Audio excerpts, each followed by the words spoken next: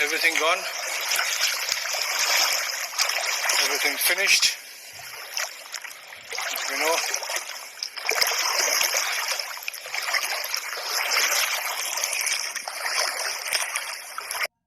तो ये था फ्रेंड्स वीडियो अम्फान साइक्लोन के कोस्टल एरिया के नुकसान का फ्रेंड्स। तो आज हम जानेंगे फ्रेंड स्टडी फॉर लर्न में व्हाट इज अम्फान। अम्फान क्या है, तो थोड़ा हिस्ट्री के बारे में जान लेते हैं फ्रेंड्स। अम्फान साइक्लोन्स टाइप के जो साइक्लोन्स हैं इंडियन ओशियंस में, पैसिफिक ओशियंस में काफ़ी आए हैं। सदर नाम का जो साइक्लोन था 2007 में also it came and it also devastated the whole region. Okay, तो ये 1 डिकेड पहले इट मीन्स 2007 में ये सिद्र नाम का तूफान बांग्लादेश में भी आया था, इंडिया में भी आया था। तो इस प्रकार के तूफान आते रहते हैं फ्रेंड्स। दूसरा हम यहाँ पे जानेंगे कि ये आया तो इसके रीजंस क्या थे, कहाँ से ये आया। तो ये जो साइक्लोन था पहले ये पैसिफिक ओशियंस में बनना शुरू हुआ। तो उसके बाद क्या किया कि इसने नॉर्थ वेस्टर्न की ओर ये कह रहा था मूव कर रहा था। तो नॉर्थ वेस्टर्न की ओर मूव करते करते ये इंडियन ओशियंस में पहुंच गया और अब ये नुकसान पहुंचा रहा है। तो ये इंडियन मीटोलॉजिकल डिपार्टमेंट या वर्ल्ड मीटोलॉजिकल डिपार्टमेंट बताते रहता है कि इस टाइप के तूफान इन अ 1 ईयर 2 टाइम्स आते रहते हैं। और ये जो टाइम रहता है अधिकतर मई और नवंबर का रहता है। तो ऑब्वियसली ये मई का महीना चल रहा है तो इस टाइप के साइक्लोन्स आए हैं फ्रेंड्स। और दूसरा बताना चाहूँगा कि ये टाइप के जो साइक्लोन्स होते हैं वार्म ट्रॉपिकल रीजन्स में ज़्यादा आते हैं।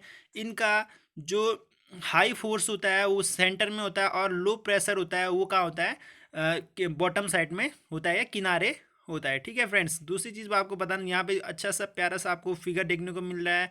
मैं कुछ चीज़ें हाईलाइट कर देता हूँ फ्रेंड्स, जैसे कि जो साइक्लोन्स ने सबसे ज़्यादा अफेक्ट किया है वो इस वाले रीजन्स को किया है। ये वाला रीजन जो कि कोलकाता के हुगली नदी यहाँ पे है, हुगली पोर्ट भी है फ्रेंड्स यहाँ पे, यहाँ पे फ्लो करती है। दूसरा ये बांग्लादेश का रीजन है। तो इन दोनों रीजन्स को क्या किया है फ्रेंड्स, इसने अफेक्ट किया है। और दूसरा जो यहाँ से उठा था साइक्लोन्स और यहाँ की और अभी कंटिन्यू बढ़ रहा है फ्रेंड्स। तो आपने यहाँ पे नेक्स्ट चीज जान ली फिगर्स के माध्यम से।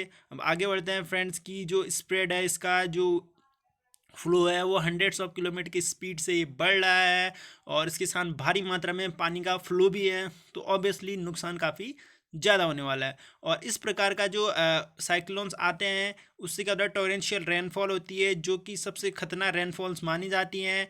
और जो इस प्रकार के साइक्लोन्स आते हैं यूएसए में इन्हें हरिकेन कहते हैं। तो एग्जाम्स में पूछा भी जाता है। और यहाँ पे आप इंडियन ओशियंस का और पूरा मैप देख सकते हैं कि इस प्रकार से ये आया है।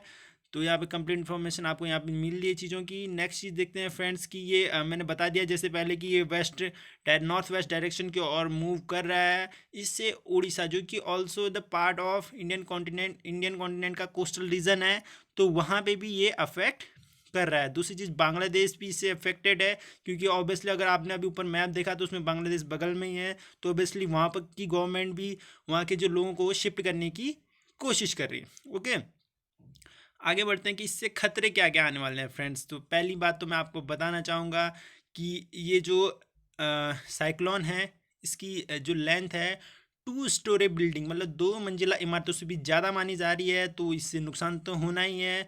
दूसरा जब नुकसान की बात करें तो लॉस ऑफ ह्यूमन रिसोर्स होगा ही होगा, नेचुरल रिसोर्स का लॉस होगा, लैंड का लॉस होगा, loss of infrastructure, loss of human labour and the loss of government economy और नेशनल इकोनॉमी।